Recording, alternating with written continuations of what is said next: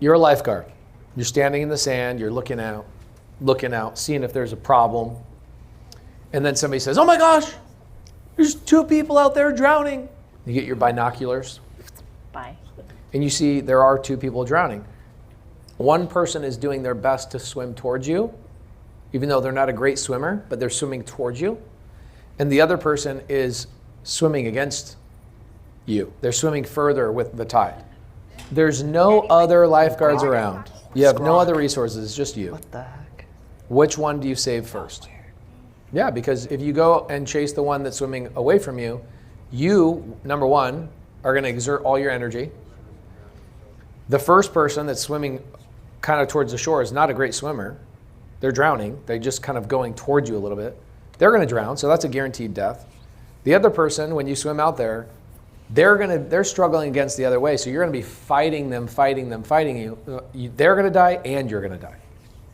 But if you went to the person that was swimming towards you faster, and they're actually coming towards you, they're like, yeah, I want to learn this thing, or I want to do this thing, or yeah, I'm open to these conversations, or whatever.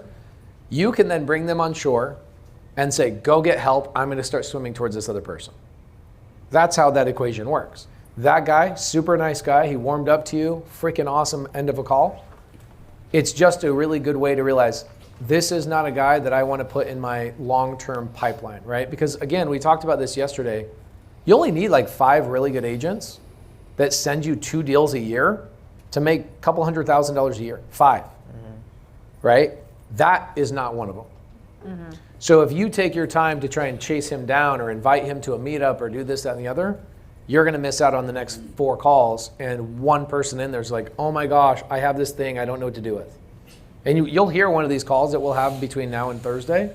There's going to be an agent on one of these calls that goes, oh my gosh, please help me with this situation. It's going to happen. Yeah. And you're going to go, wow. It happens every single month. We have, let's say 30 calls that we'll make this week, something like that. There will be at least 1 to 3 calls that the agent is like, I need you. Like, please send the contract. You will solve my client's problem. Do you have one?